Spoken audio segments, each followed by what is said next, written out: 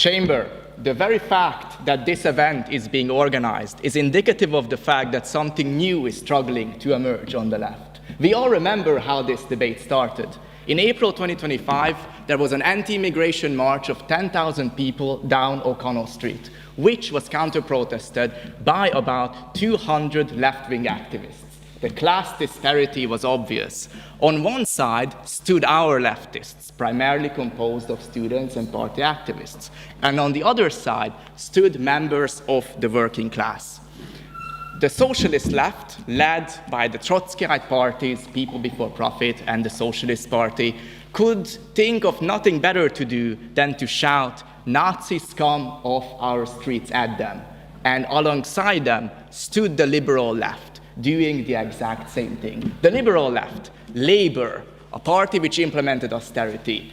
The Greens, a party which implemented austerity. Sinn Féin, a party which is currently implementing austerity up in the north. And the Social Democrats, a party which loves the European Union, which implemented austerity in the 2010s and forced it on all of our nations.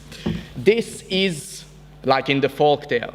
The emperor can walk around naked all he likes, but eventually someone will stand up from the crowd and declare that he has no clothes. We have lost the support of the working class, and we have resorted to moralistic finger-wagging against the very people who we are supposed to represent, side by side with liberals. I am addressing this speech to the socialist left.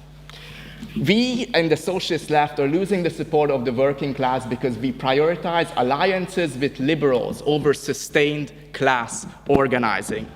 Working class communities have been fucked over by the liberal left countless of times. Why are we seen as standing with them? This is why working class anger is being captured by the right. We are no longer speaking with our class, we are speaking over them. Perhaps we are too moralizing in tone, too focused on purity. Perhaps we are too quick to judge dissent as the enemy. These anti-immigration protests express a deep dissatisfaction in the working class, which goes beyond the simplistic explanation that these people are just all racists.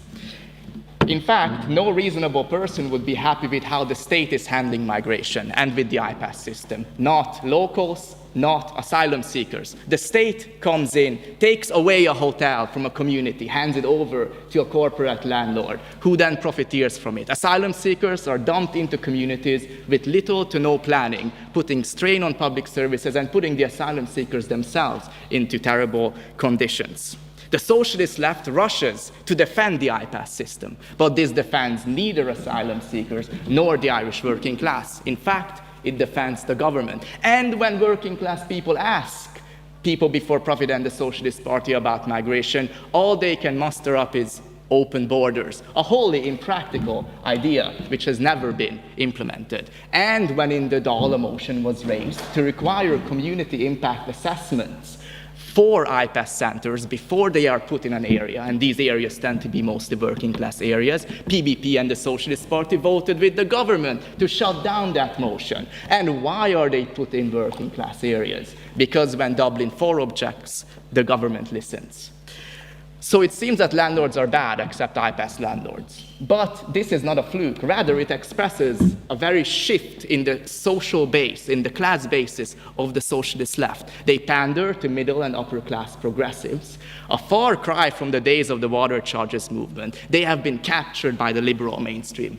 What better example of this than United Against Racism, a PBP front group literally designed to make it so that socialist groups can stand side by side with liberal parties and recruit from therein, therefore further shifting the class basis to upper and middle class progressives. It is in their interest to fight imaginary hordes of fascists, to brand all those 10,000 people as fascists, because that drives recruitment and that drives engagement with their anti-fascist fronts or whatever they have.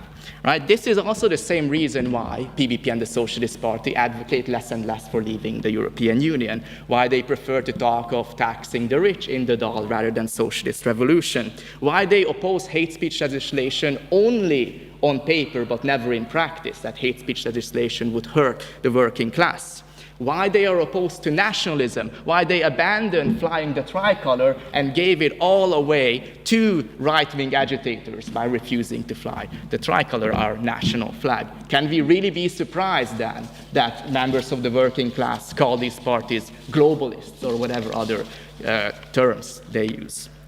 In fact, perhaps not in word, but in deed, the revolutionary socialists, the socialist left, no longer believes in the primacy of the working class as agents of revolutionary change. They seek alliances with liberal progressives in the student movement, the anti-racism movement, the feminist movement, and there's nothing wrong with that, but they do so in a way that they don't connect it to class. They abandon class, and furthermore, they jump from issue to issue based on whatever is the most popular at the current moment, rather than consistently organizing in working class communities. I will now quote from an internal debate between the Socialist Party and ROSA and its former international organization, the Committee for Workers International, in 2019. In our view, a tendency has developed of some leading Irish comrades to see our struggles through the prism of the women's movement, rather than seeing how it interconnects with other struggles. In each of these movements, there are opportunist pressures to abandon class for identity. This leads to more recruitment from liberals and an electoral result from a liberal basis, but not from a working class basis, not from that stratum of society. The Socialist Party organizes protests against the abstract concept of the manosphere, but when is the last time that they talked about childcare and working mothers? The last time they did so was in 2023 in an article. We are now in a situation where the demands of the left are not being met on housing, healthcare, cost of living, and so on. We do not have leverage. We can no longer mobilize the working class. The socialist left is polling at 3%. We need a shift back to the primacy of class. Class struggle is at Coolock, at City West, at East Wall. In these communities, lead them, or they will be led by right-wing agitators. And if you can no longer lead them, stand aside and let us lead. Let us lead by example in our communities in all the ways that the official left is failing to do so. Thank you.